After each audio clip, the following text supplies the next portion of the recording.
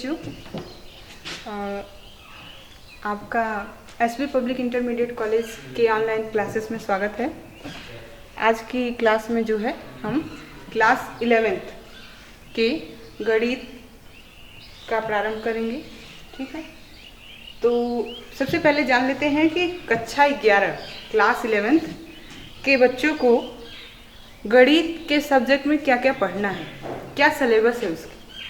तो आप लोग बुक ले लीजिए, बुक होगा किसी भाई बहन या किसी रिश्तेदार वगैरह से, अपना बुक देखिएगा और क्लासेस भी अटेंड करते रहिए।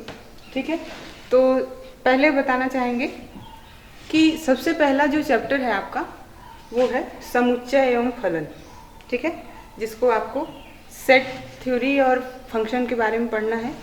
और सेकंड चैप्टर जो है वो आपका है बीजगणित।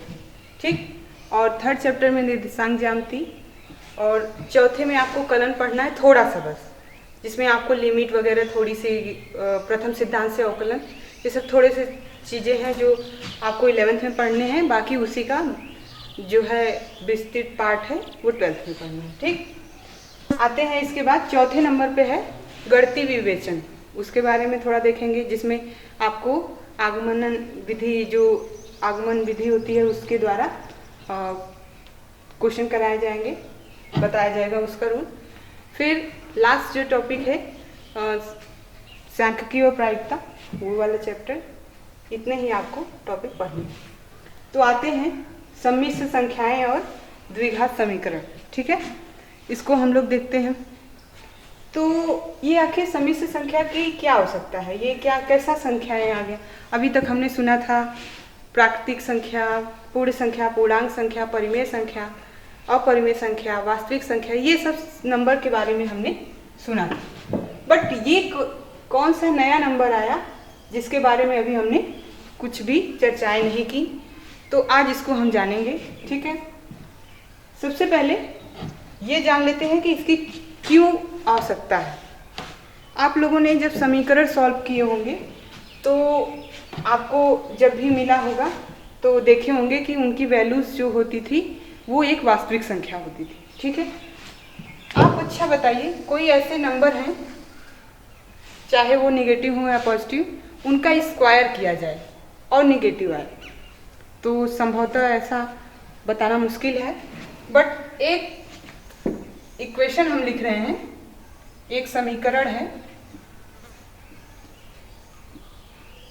एक समीकरण मैंने दिया x² + 1 = 0। ये एक ऐसा समीकरण लिखा जिसके, ये द्विघात समीकरण है, जिसके हम मूल की बात करेंगे तो यहाँ पे आप देखेंगे कि इसके मूल जो हैं वास्तविक संख्या में नहीं प्राप्त होंगे, यानी इसको सरल करना थोड़ा सा मुश्किल है। तो इसको अगर देखें तो x² = -1।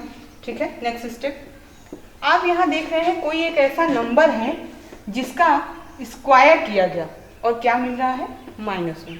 ठीक है, तो आप देख रहे हैं कोई ऐसा क्या नंबर मिलता है जिनका स्क्वायर किया जाए, यानी वर्ग करने पर निगेटिव है यानी ऋणात्मक है। तो ऐसा कोई नंबर हमारे नॉलेज में नहीं है। ठीक है, ऐसे समीकरणों को या ऐसे प्रश्नों को सॉल्व करने के लिए गणितज्ञों ने बहुत से प्रयोग किए, बहुत लोगों ने बहुत इस क्षेत्र में प्रयास किया। अब जो है कुछ वैज्ञानिकों ने इसके सॉल्यूशन के लिए एक नया नंबर डिफाइन किया, एक नए नंबर की खोज की, जिसको इन्होंने सम्मिश्र संख्याएं कहा। चूंकि ये नंबर अलग नहीं थे, इनको बस, ये वास्तविक रूप के नहीं हैं, इनको कल्पनाओं में रखा जाता है, काल्पनिक नंबर हैं ये, इनको बस काल्पनिक तरीके से सोच सकते हैं, ऐसा मान लेते हैं कि ऐसा नंबर भी कोई होता होगा। ठीक है, तो आइए इसको काल्पनिक भी कहते हैं या अधिकल्पित भी कह देते हैं। ठीक है, चलिए, ये काल्पनिक नंबर जो है ऐसा नंबर होता है जो कि निगेटिव अगर रूट में है या स्क्वायर करने पे कोई नंबर है जो निगेटिव आ रहा है तो उसके सलूशन में सहायता देता है। चलिए आइए अब आते हैं काल्पनिक संख्याएं।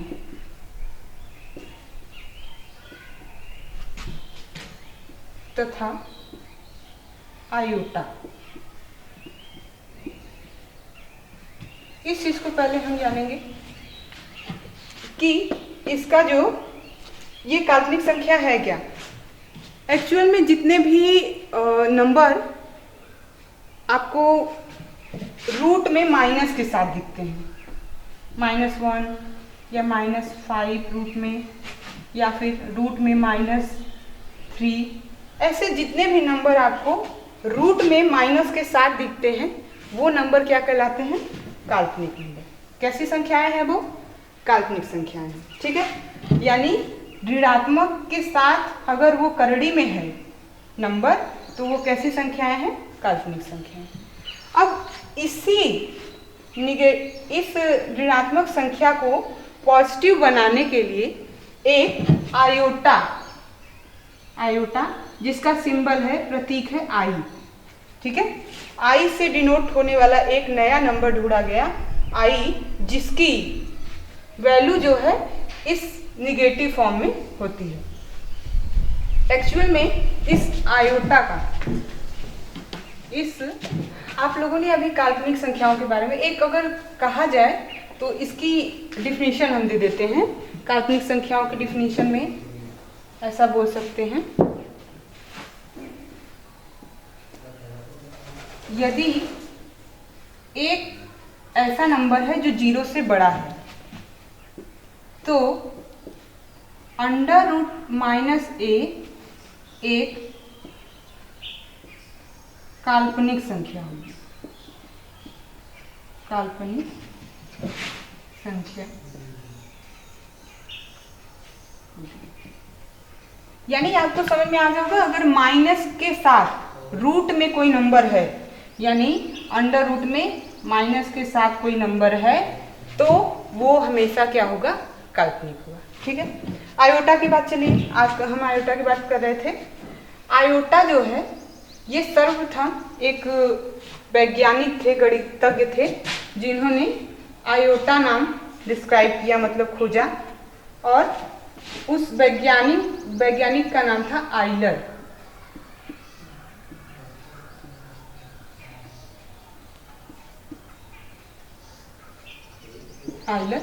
आइलर ने इस आई को खोजा। ठीक है, इसी ने सबसे पहले डिफाइन किया और इसका मान बताया कि अंडर रूट में -1 होता है। ठीक है, यानी ये आई जब कहीं पे भी अगर -1 हो रूट में तो उसको आप हटाने के लिए इस आई का प्रयोग करेंगे, यानी इससे समीकरण का सलूशन मिल जाएगा। परंतु वो सलूशन जो होगा, यानी जो हल होगा, वो वास्तविक संख्या में न मिलके हमको काल्पनिक मिलेगा। ठीक है, चलिए आइए, जैसे इसी कुछ एग्जाम्पल हम काल्पनिक नंबर को करके देखते हैं। कुछ काल्पनिक नंबर हम लेते हैं, काल्पनिक संख्या ले रहे हैं। जैसे हमने लिया √-5।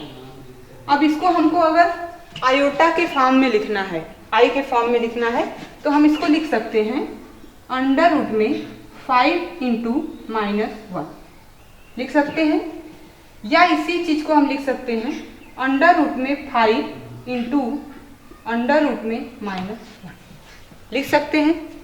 आप देख रहे होंगे, इसको मैंने बस केवल अलग किया है।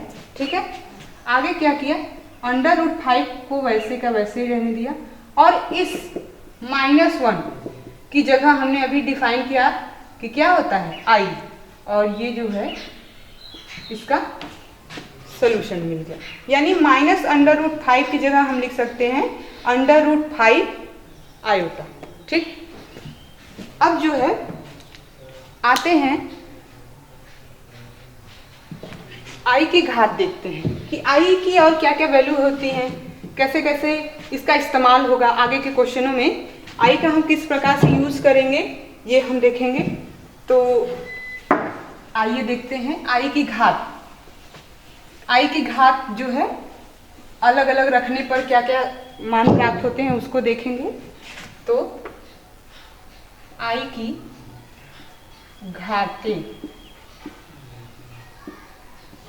आई की घात मतलब पहले हमने आई की घात जब 1 किया तो हम इसकी वैल्यू जानते हैं कि आई की घात जब 1 था तो हमको मिल रहा था अंडर रूट में -1।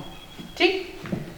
आई की घात जब हमने 2 किया, आई स्क्वायर किया, तो आई स्क्वायर का मतलब समझते हैं, यानी आई इंटू आई, यानी 2i के मान को हम जब रखेंगे तो हो जाएगा अंडर रूट में -1 इंटू अंडर रूट में -1। ठीक है। और जब इस अंडर रूट का अंडर रूट में मल्टीप्लाई होता है यानी गुणा करेंगे तो अंडर रूट से हट जाएगा यानी वर्गमूल निकल गया और ये बचेगा -1।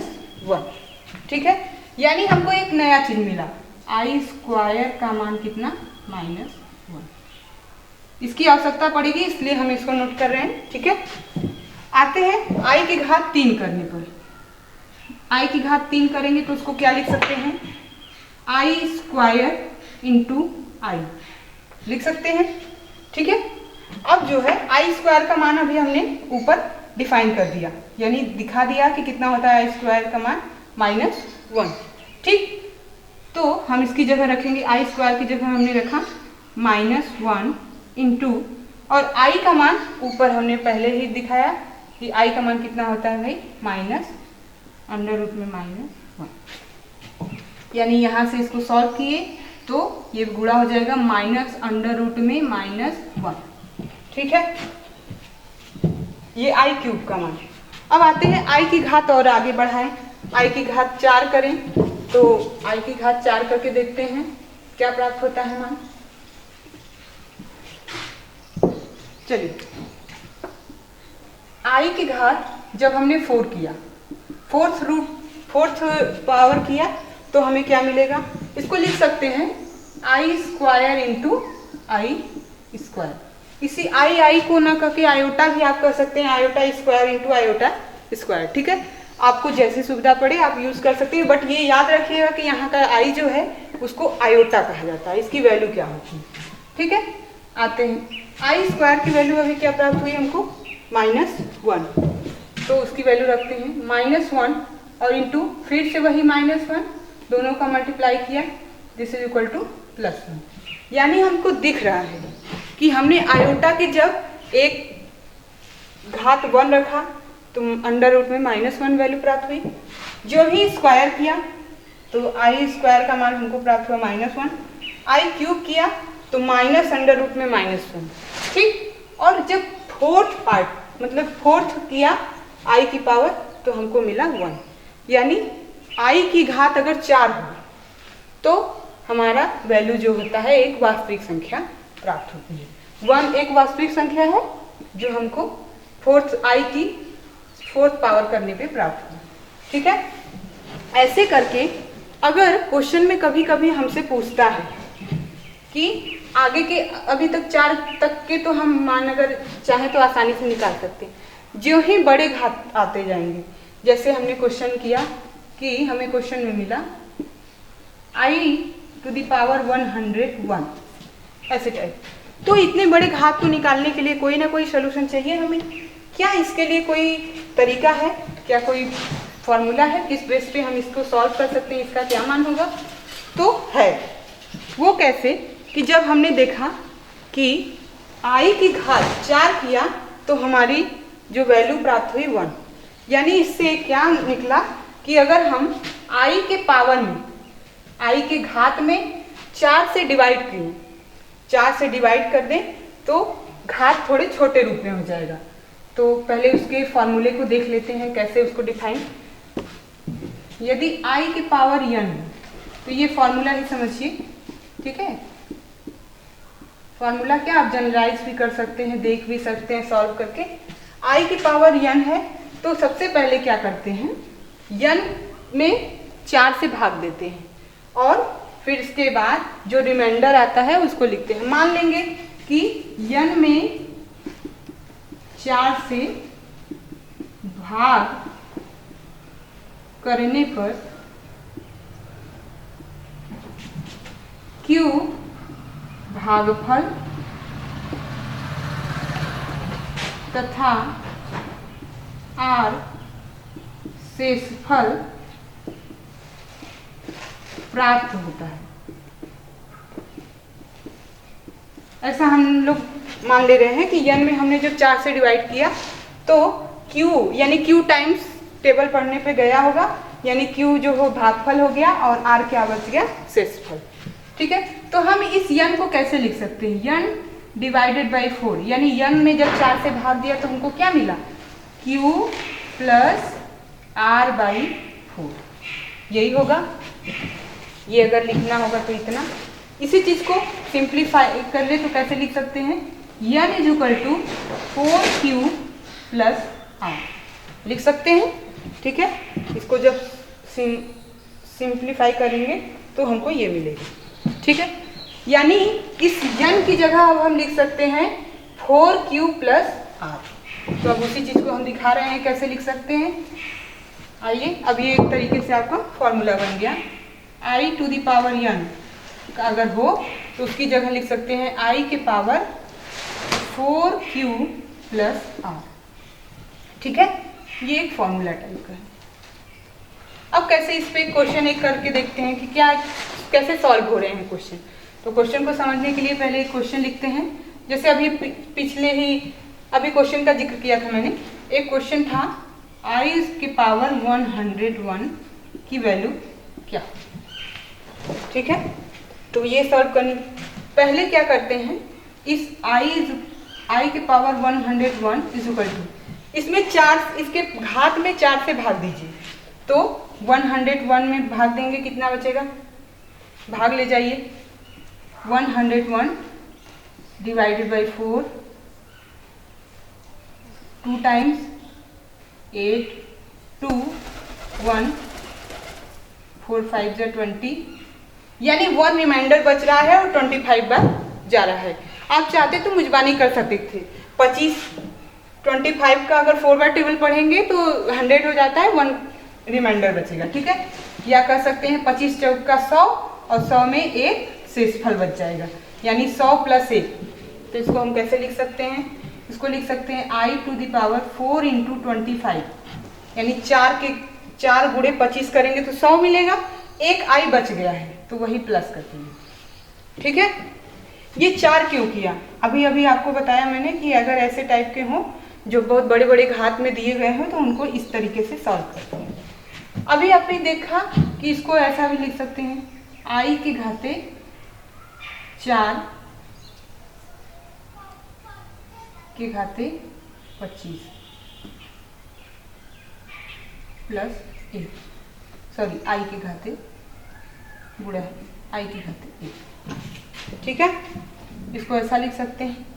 अब I के पावर 4 की वैल्यू कितना है, अभी हमने डिफाइन किया था, इसको चाहे तो आप थोड़ा सा इसको भी लिख सकते हैं, I के पावर 4, इसको ब्रैकेट बना लीजिए। ठीक है, I के पावर 4 इज इक्वल टू कितना होता है 1, तो इसकी जगह कितना हो गया 1, और 1 की पावर 25 लिख सकते हैं गुणे I। ठीक है, 1 के पावर 1 की घात कुछ भी करिए, 1 का मल्टीप्लाई चाहे 1000 बार, चाहे 2000 बार, चाहे लैक्स में करिए, किसी में भी ले जाइए, ये जो है उसकी वैल्यू कितनी होगी 1 ही रहेगी। तो यहाँ से ये इसकी वैल्यू 1 और यहाँ इंटू I। ठीक है, अब ये हमारा सॉल्व हो गया। थोड़ा सा और यहाँ से जो मिला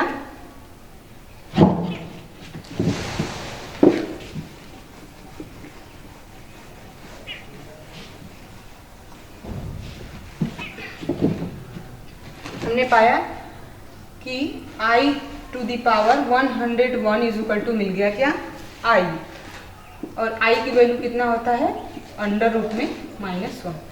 ठीक है, आप दोनों पे आंसर छोड़ सकते हैं, I के फॉर्म में भी छोड़ सकते हैं और यहाँ पे भी, जैसे आपसे क्वेश्चन पुटअप किया जाए। या तो वो पूछ सकता है काल्पनिक संख्या में हमको बताइए, तो ऐसे ही छोड़ देंगे, और अगर जैसे न्यूमेरिकल वैल्यू भी पूछ रहा है तो रख देंगे। ठीक है। वैसे जनरली आप इसकी ज़रूरत नहीं पड़ती है, यही आपका सॉल्यूशन हो जाता है। ठीक है, आइए आगे चलते हैं। अब हमारा ये सब हमने जो जाना वो था इसका एक छोटा सा पार्ट, क्योंकि हमको जब तक काल्पनिक संख्या नहीं पता चलेगी, काल्पनिक संख्याओं को कैसे किस फॉर्म में लिखा जाता है, क्या स्वरूप है इसका, ये सब नहीं जानेंगे तो हम फिर सम्मिश्र संख्या के बारे में नहीं पढ़ पाएंगे। अब आते हैं हम अपने मेन टॉपिक सम्मिश्र संख्याएं।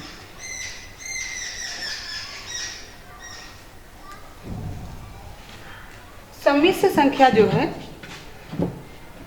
वास्तविक संख्या और काल्पनिक संख्या, काल्पनिक संख्या को हम अधिकल्पित भी कह सकते हैं, जिनकी हम कल्पना कर रहे हैं।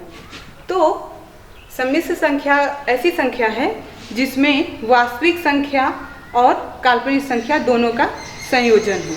ठीक है, दोनों के संयोजन से बनी हुई। ठीक है, यानी इसकी परिभाषा लिख लेते हैं।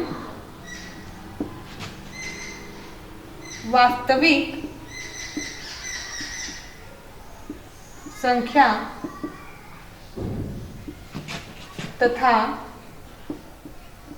काल्पनिक संख्या के संयोजन से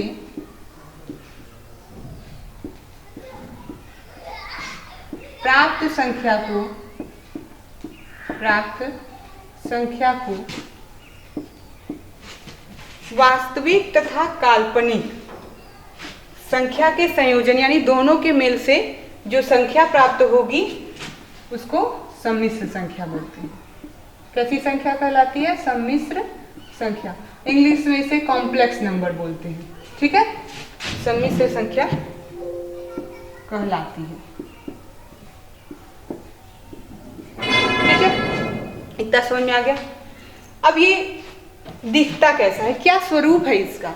हमने बोलने के लिए तो बोल दिया कि वास्तविक और काल्पनिक, क्योंकि दोनों को मिलाएंगे तो क्या स्वरूप लेगा, किस प्रकार का ये दिखेगा, क्या इसका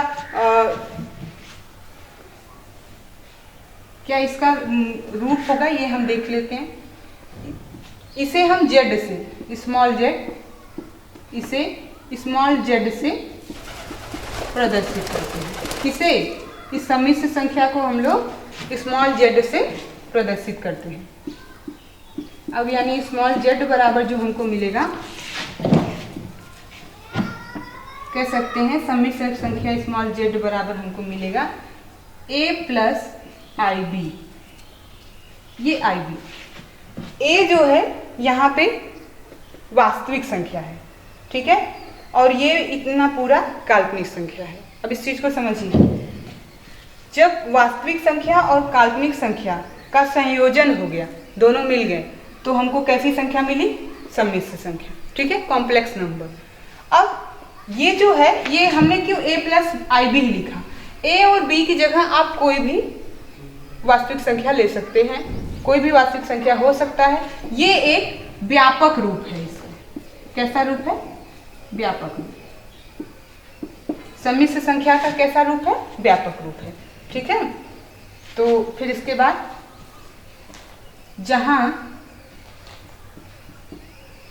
a और b वास्तविक संख्या है, वास्तविक संख्याएं हैं। अभी हम देख रहे हैं कि यहाँ पे हमने लिख दिया कि a और b कैसी संख्याएं हैं? वास्तविक हैं। तो फिर इसने पार्ट को मैंने काल्पनिक क्यों बोल दिया? अभी आपको डिफाइन किया कि इस i की वैल्यू जो है अंडर रूट में -1 होती है, इसलिए जब काल्पनिक संख्या में किसी वास्तविक संख्या से मल्टीप्लाई हो गया तो वो भी काल्पनिक होगा, और इस वजह से ये पूरा पार्ट जो है इमेजिनरी हो गया, यानी काल्पनिक हो गया। इसको रियल पार्ट बोलते हैं, इसको इमेजिनरी पार्ट बोलते हैं। ठीक है, तो एक चीज बता दूं इसको कि सम्मिश्र संख्या के दो भाग होते हैं, पार्ट यानी दो भाग होते हैं। वो कौन कौन से पार्ट होते हैं? अगर कोई सम्मिश्र संख्या z = a plus i b दिया गया है तो इसके दो भाग होंगे, इसके दो भाग होंगे।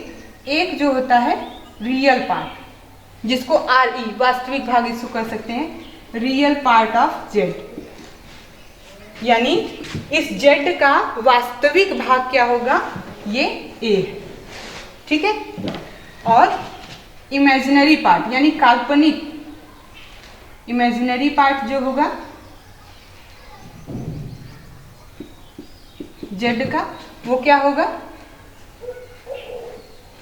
IB, ठीक है।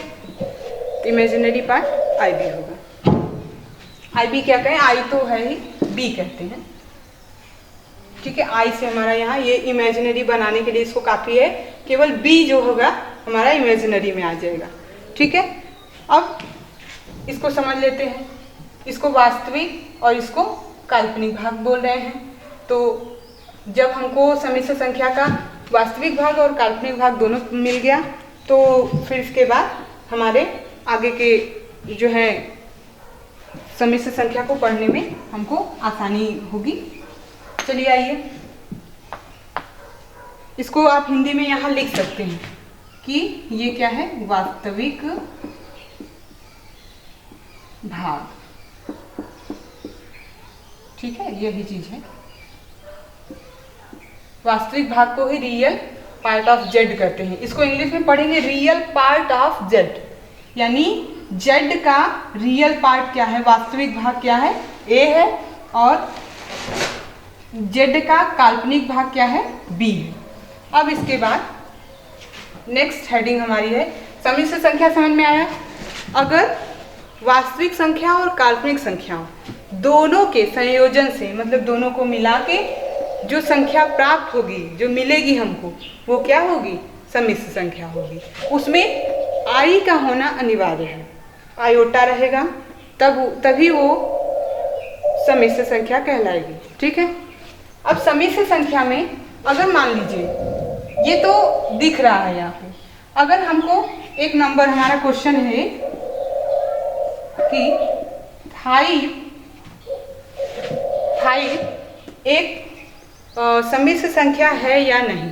हमारा क्वेश्चन है कि 5 सम्मिश्र संख्या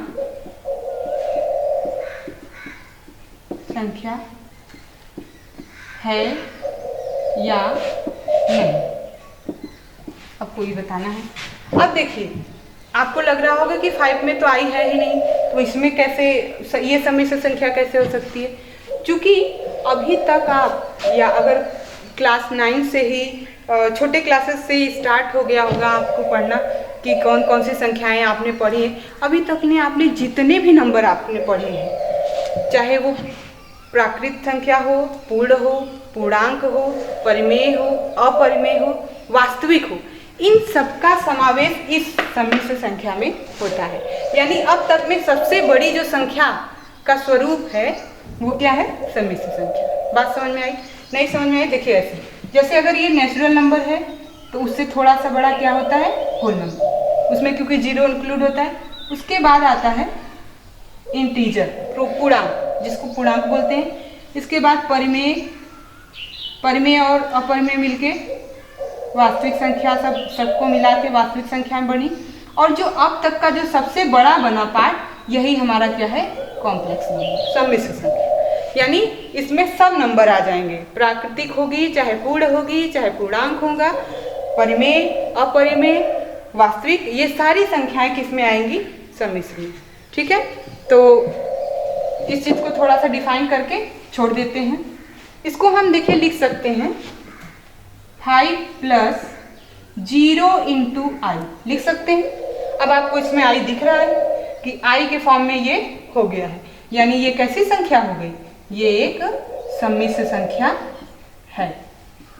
कैसी संख्या है, सम्मिश्र संख्या है। तो मुझे उम्मीद है कि आपको जो है आज का टॉपिक समझ में आया होगा, ठीक है।